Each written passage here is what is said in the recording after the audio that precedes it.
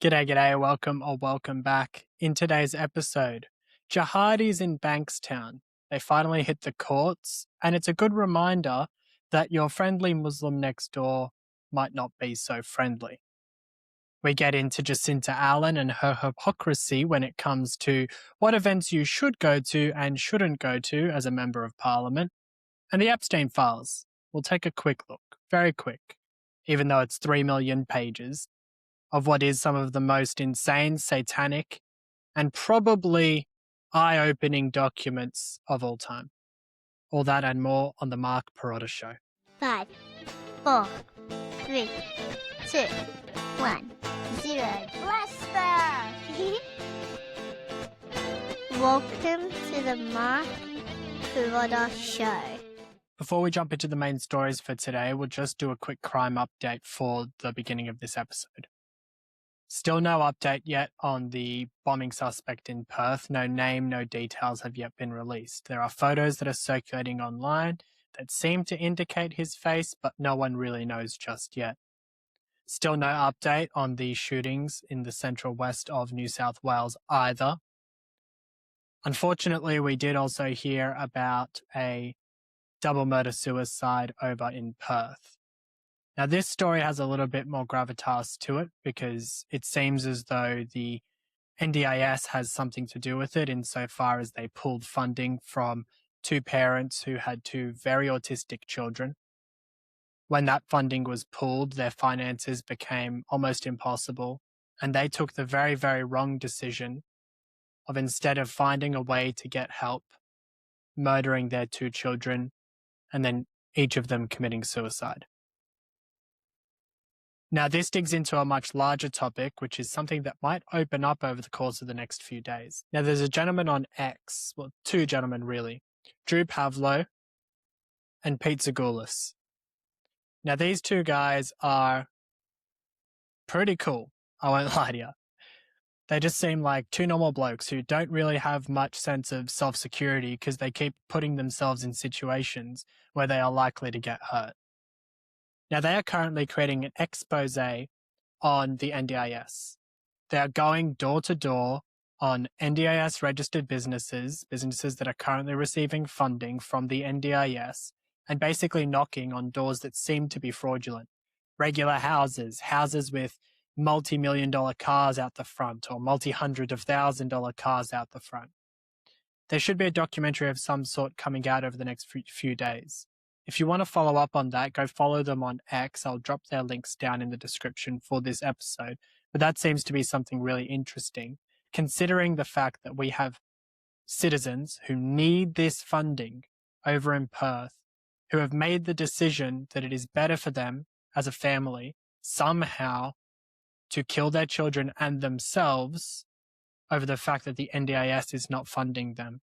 And at the same time, there are people who are fraudulently claiming on the NDIS. Now, let's not forget, the NDIS as a scheme was listed under Julia Gillard, and it was meant to cost approximately $14 billion.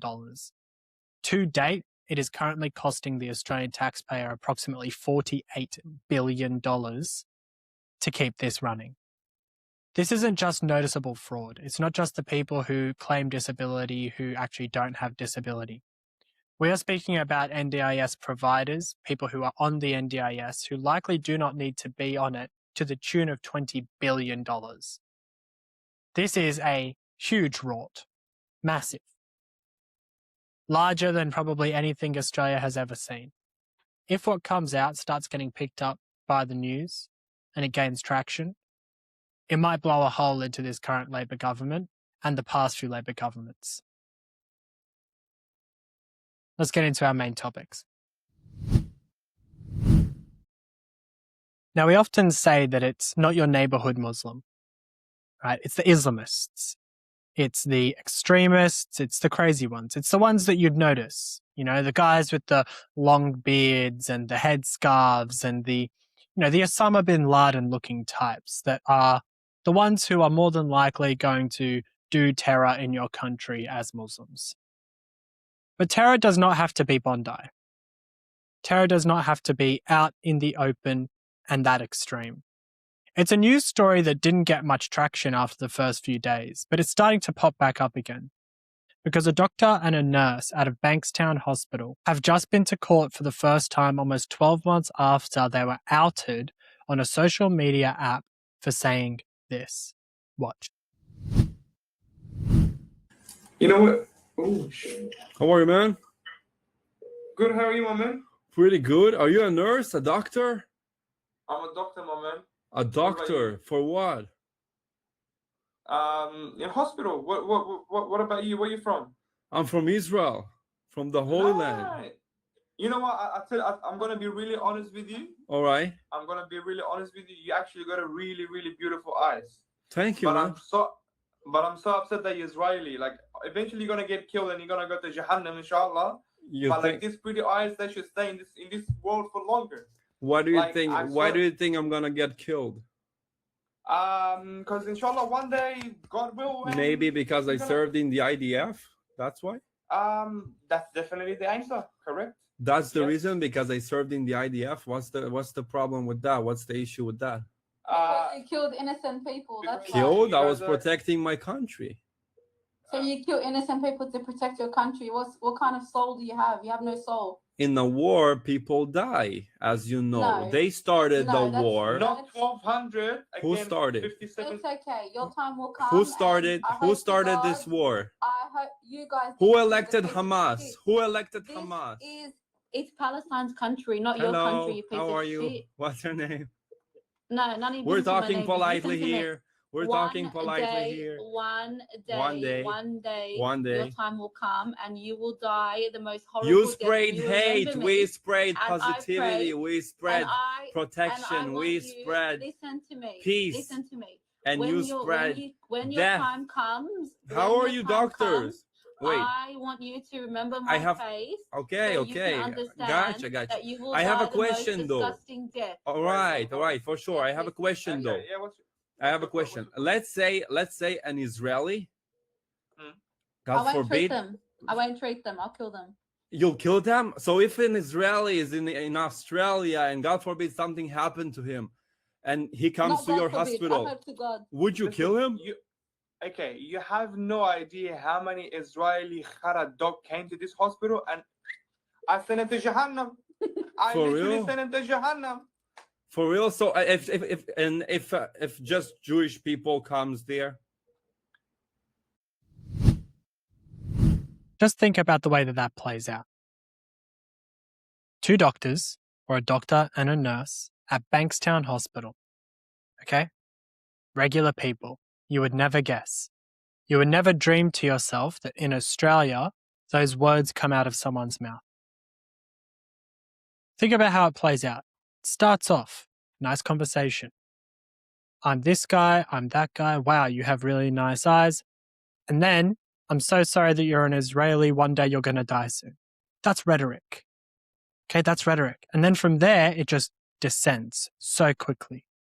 It descends directly from you have really nice eyes, but you're an Israeli, so you will die soon, to them admitting on camera that they have intentionally killed Jews who have come to their hospital. This is not in a third world country. This is in Australia, in a public hospital. Now, after Bondi, it came out that in New South Wales public hospitals, the names of the patients who are being treated inside of the hospitals are being changed to sound less Jewish to avoid something like this happening. This is the reason that we find it difficult to not be Islamopragmatist in this country, in any Western country. Because until that moment, you probably had no idea that those two individuals were capable of something like this. They probably were your everyday people walking on the street, going to the grocery store, just being good citizens, if they are citizens of this country. And you would never know. Because at the end of the day, as part of the religion of Islam, that would be considered jihad. If they were to go to jail for what they're doing, that would be part of jihad. It would be part of their struggle for doing, under their religion, the right thing. This is why it is so difficult to believe any single Muslim in Australia. That's the reason. Bondi at that level, you can say that's extremism. These are just two people working. The Bondi terrorists were isolated. They had jobs, but they were isolated in amongst themselves. These people are doctors and nurses inside of public funded hospitals. That means their paycheck is paid by you, the taxpayer. So in our publicly funded hospitals, two people admitted to not only wanting to kill, but having already killed many Jews in Australia simply for being Jews. So for those of you that don't speak Arabic, Jannah, in Maltese it's Jannah, but Jannah means heaven. It means that he killed them. He killed them inside of that hospital.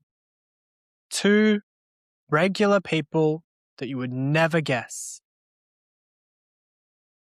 That's why we're so worried. Now, while we're speaking about hypocritical ideologies and ideologies that don't mix one way or another, we're going to speak about someone who we love on this show, which is Jacinta Allan.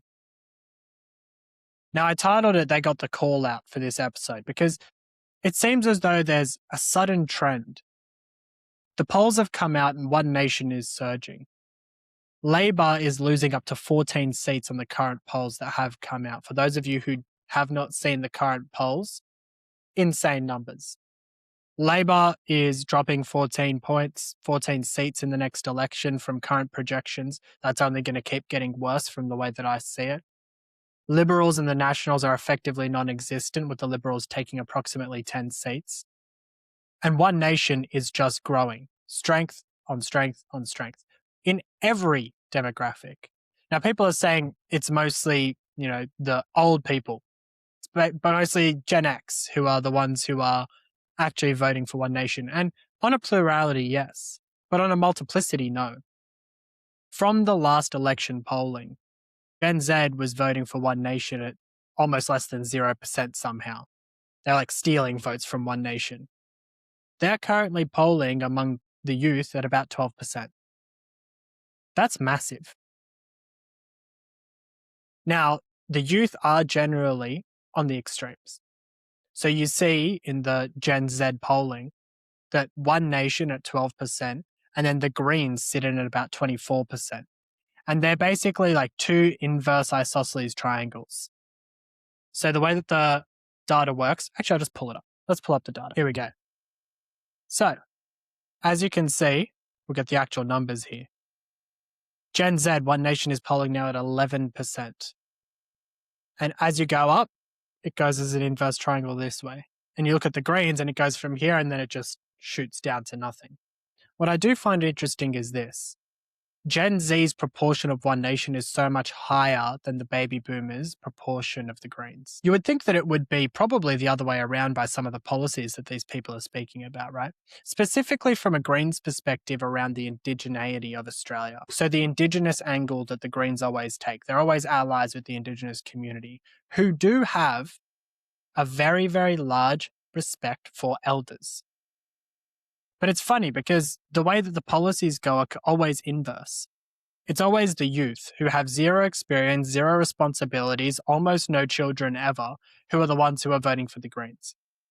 It's the idealists. I posted on someone's thing today as to why Gen Z is still voting for the Greens and pushing towards the Greens. The thing is Gen Z are still idealists or extreme in their ideology because they've never had responsibility lumped upon their shoulders in the way that they need to in order to understand what is required to actually live day to day in this world happily and comfortably. They're still living for the majority on daddy's money, and you see this all the time. The worst voices on the left are always the white liberal women. And it's not even white anymore. It's just liberal women who are really young, who pretend as though they speak for the poor, but then they've been on like 16 holidays to like 20 countries over the course of the last 2 years. Mum and dad are sprinkled in there sometimes, and they're always at these sports matches, and they pretend as though they're the voice of the poor youth who can't buy houses, but really they can't buy houses because they spend too much money on traveling instead of saving for a home. These are the people who are voting for the Greens. The ideology is completely twisted.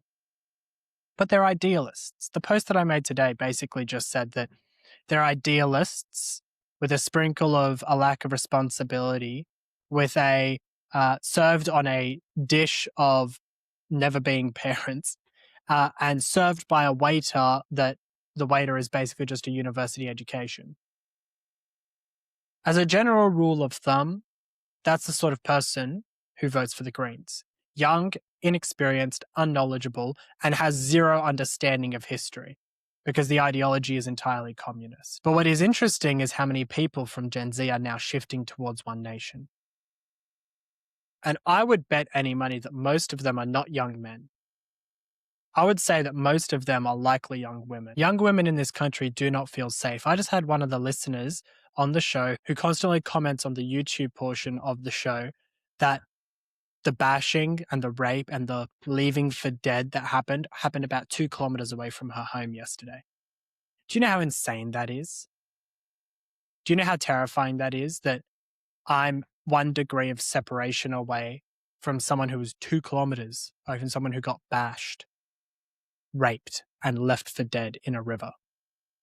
That is terrifying. It's not the country that I remember growing up in. I don't ever remember crime being this bad, this dramatic too. It feels as though the country is at this tipping point of something.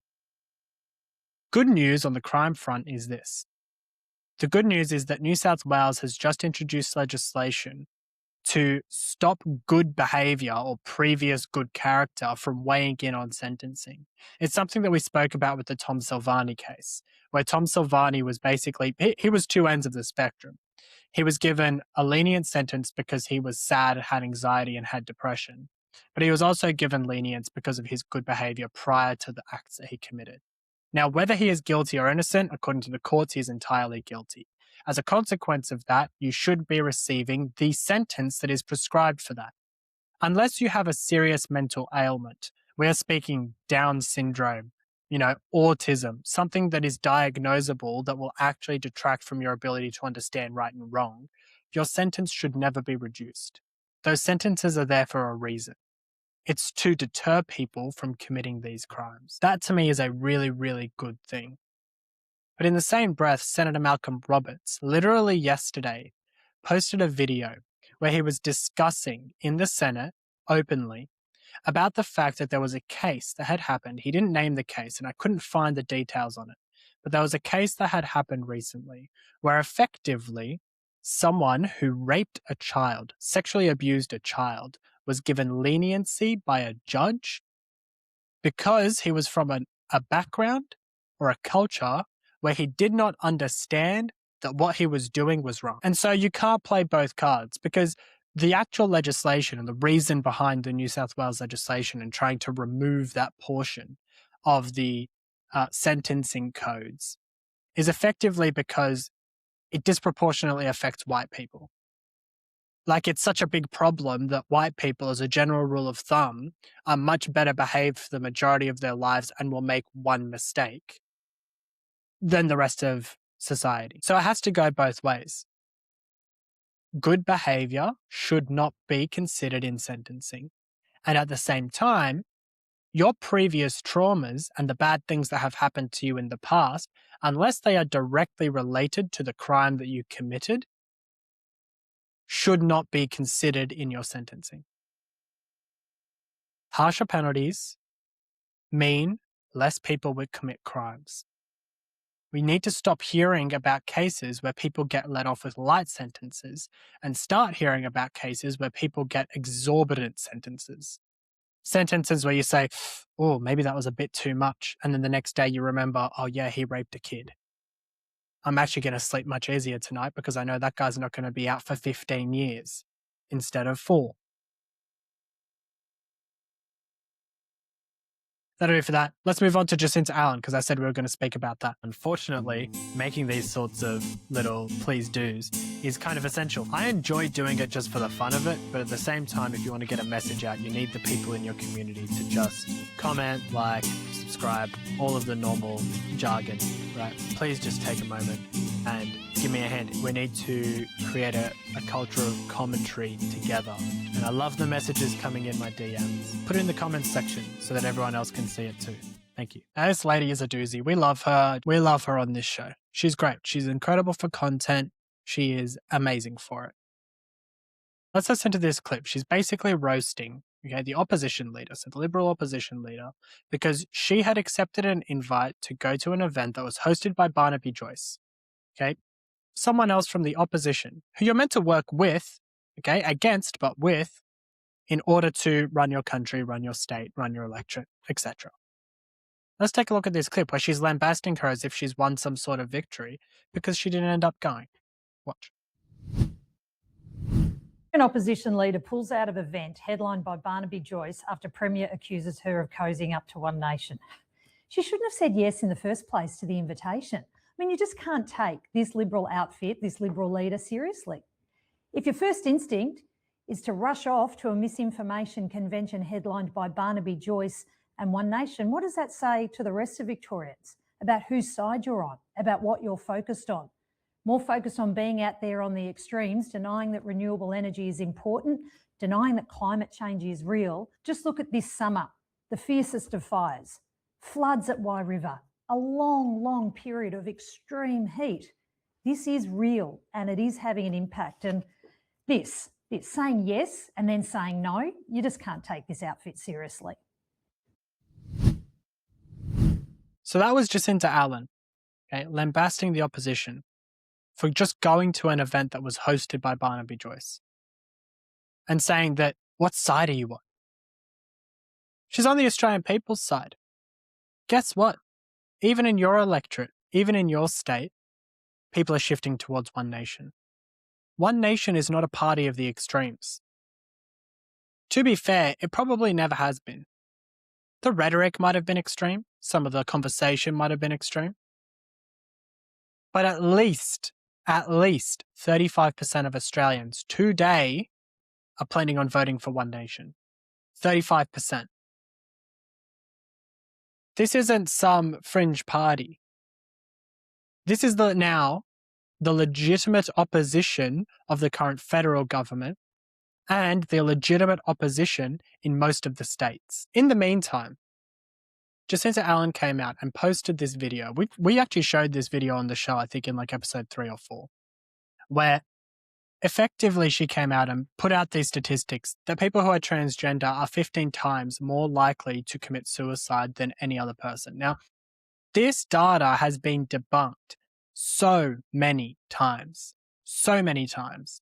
The organization that released the data rescinded the paper.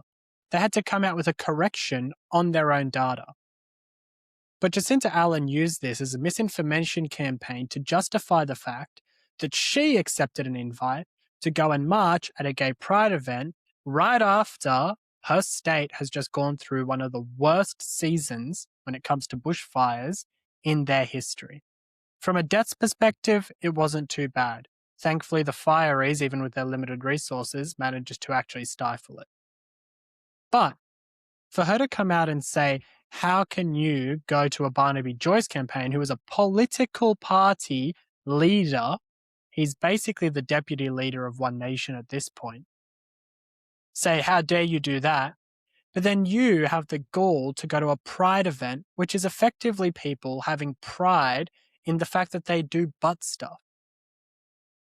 That's what it's hard to actually put that together, but that's what these people are effectively proud of. They're proud of their identity, which is wrapped around who they sleep with. Now, what you want to do is what you want to do. I don't agree with what you do. I'm still going to treat you as a human being.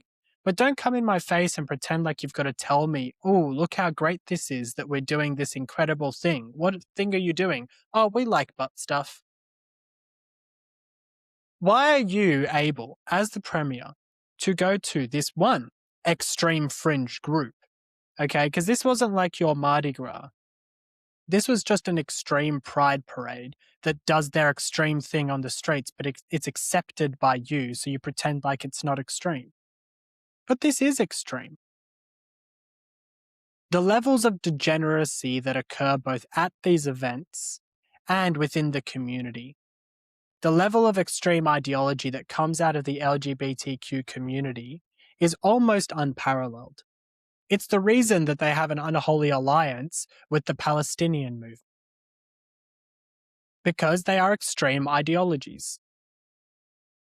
And so I find it rather rich that she would attack her opposition for doing what she did, which is partake in the democratic process and maybe find some common ground with a leader who is currently ascendant. In the meantime, she goes to this thing. It's so incredible to be walking, Vicky, here as part of the Pride March, and it's so damn important that we do this every year and say very clearly that every day we all stand and fight for our queer community in Victoria. 100%, Premier. It is absolutely important. And when you see the diversity of people here, the families that are here, the grandparents, the 78ers that we saw, it is fantastic to see so many people together, so many people celebrating love and pride. And absolutely, as a government, we're going to be there. Did you guys just see that that's a walk over a pile of poop? Let's keep watching. Step of the way.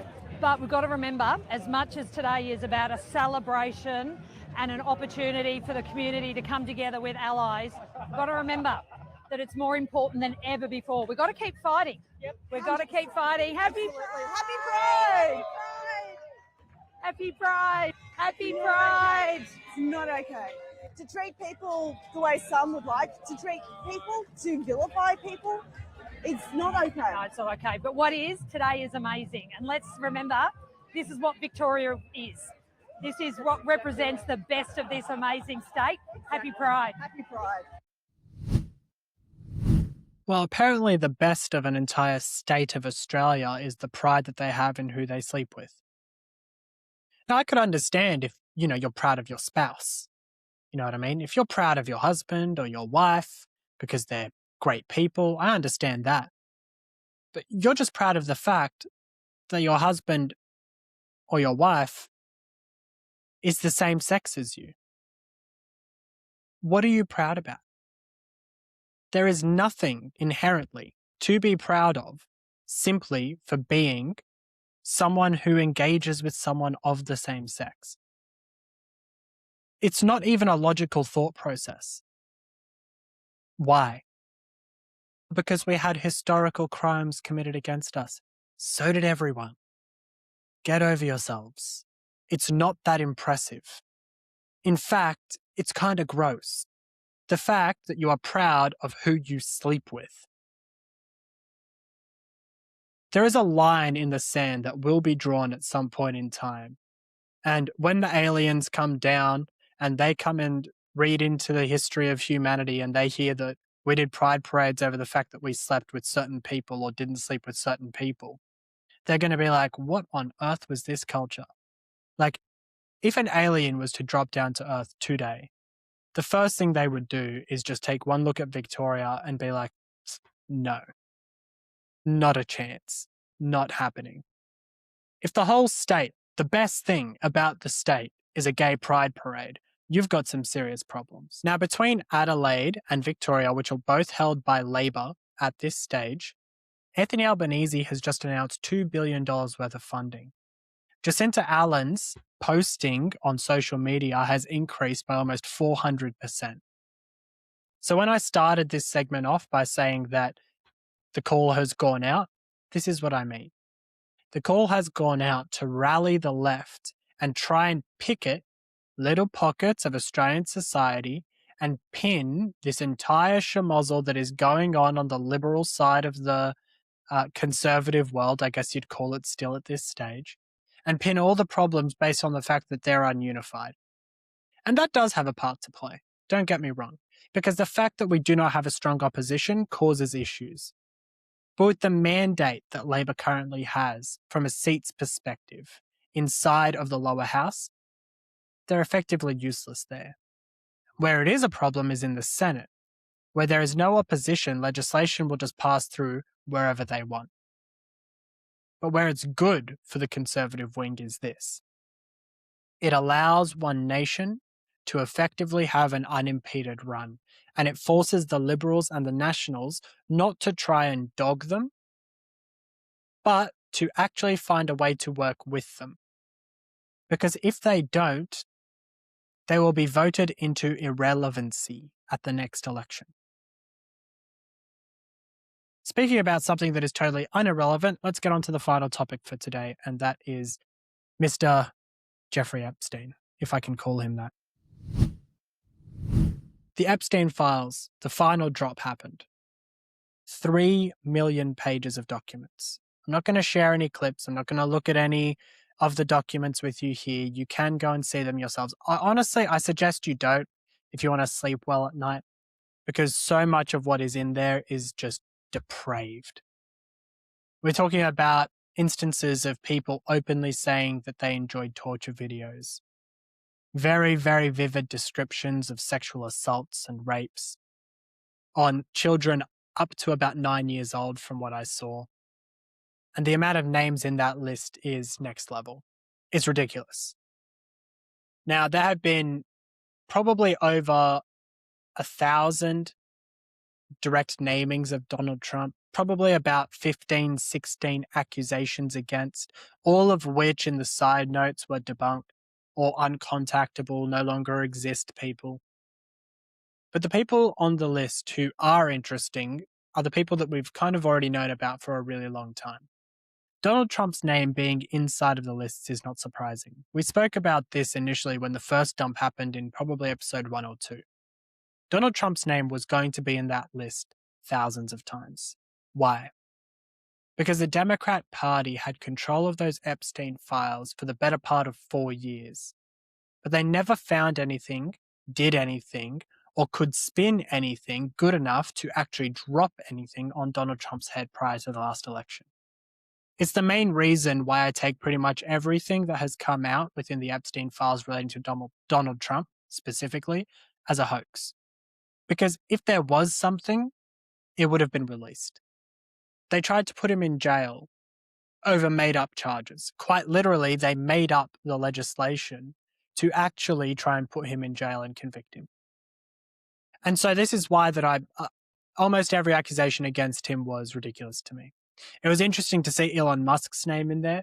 Now, Elon Musk has since come out, but he's been the most vocal person saying, let's get this out. So again, it's very hard to sit there and say to yourself, Elon Musk did something seriously wrong here, because he's been the one saying, get these documents out now. He basically left the White House in tatters because of one tweet where he said Donald J. Trump's name is in the Epstein files, which everyone already knew because most of the files were already out by then and his name was already in them. So his name's in there, but Bill Clinton allegations, very, very strong. And why do I say that Bill Clinton was likely involved, but Donald Trump likely wasn't? Outside of the fact that Bill Clinton has almost never spoken about it, and every time he has spoken about it, looks like he's about to poop himself on camera. It's the fact that he's never called for it to be released. Not once, ever. Prince Andrew, the same. Prince Andrew should already be in the gallows at this stage. Okay, at least on death row indefinitely. Don't have to actually kill him because we're not allowed to believe that as Catholics, but just put him on death row and just leave him there and make him think that he will die tomorrow for the rest of his life. But there are certain people inside of these Epstein files whose names really drop. Once again, I don't suggest you go and watch them, but I don't think that we've heard the end of this. There's going to be calamity and fallout from it. It's going to be intense. The world, probably as we know it, has probably shifted as a consequence of these documents. The references to Satanism, satanic cults, Israel to an extent. There isn't really much. There's a couple of words in there that are generally used amongst extreme Zionists. Like I think Goyim is the going term. But there isn't actually really much that indicates that Israel is involved in this at all.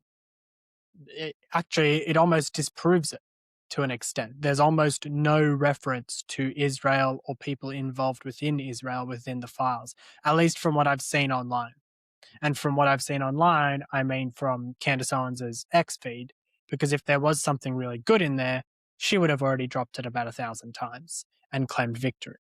She tried to over the Goyim comment, but it was sort of used in the third person, so it didn't really hit that well. The Epstein files coming out as they are today, it's going to be really interesting because it feels like the collapse of the left wing. Because the majority of the names listed are celebrity figures. They are figures that have been trying to moralize to us for the better part of 20, 30 years, telling us that they're our superiors, speaking about renewable energy and our climate impact and all of the social injustice around the world, the same people who fly around on billion-dollar jets to go from climate summit to climate summit, the same people who really you'd expect to see on these files. People who are morally degenerate from a Catholic and Christian perspective, who pretend as though they are your moral superiors somehow, even with their twisted ideologies, and try to claim that we are backward folk because we believe in the ideology that created the equality that you see today. And so, in essence, to finalize this entire statement, this entire episode, is to say this. We are heading towards a period, not only in Australian politics, but in world politics, where a regime is about to flail because of its failure. The UN is currently broke. They are asking for money to stay afloat. The Albanese government is funneling money into states and forcing the stormtroopers out onto social media in order to save themselves from being unelected by an unestablishment government. These movements are the flailings of a failing regime. In Minnesota, we are seeing the government openly telling its own citizens to openly go throw themselves into the arms of ICE officers, into the path of their vehicles, in order to die so that they may live happily. There was one celebrity, he's that bloke from Breaking Bad. He's the black guy with the glasses. He's like the best drug villain of all time. He's always like the other drug guy or the other kingpin guy. I forgot what his name is. He basically said out loud on a camera, 500,000 of you, 5 million, 500 million of you go out into the streets and die so that we may live. The rest of us will live, but you'll die, but the rest of us will live. There is a collapse of this celebrity, cultist, satanic movement that is happening around us, and we have to be prepared for the flailing. That's what I want to say at the end of this episode. Every single portion of these ideologies isn't going to go down quietly. From Islam to the NDIS, to Epstein, to Jacinta Allan and her failing government, to the LGBTQ movement, none of these ideologies are going to go to their graves quietly. And I mean ideology. I'm not calling for the people to end up in their graves. And so be prepared for the flailing. Pray. The rosary is a very good prayer at this time. Keep your family close and prepare yourselves for what's to come. And that'll do us for the show today on that very, very dark note. I hope you all look after yourselves. Thank you to everyone who comments. Thank you for everyone who likes and replies. Please look after yourselves, as I have said. I will see you guys all on Thursday. Until then, God bless.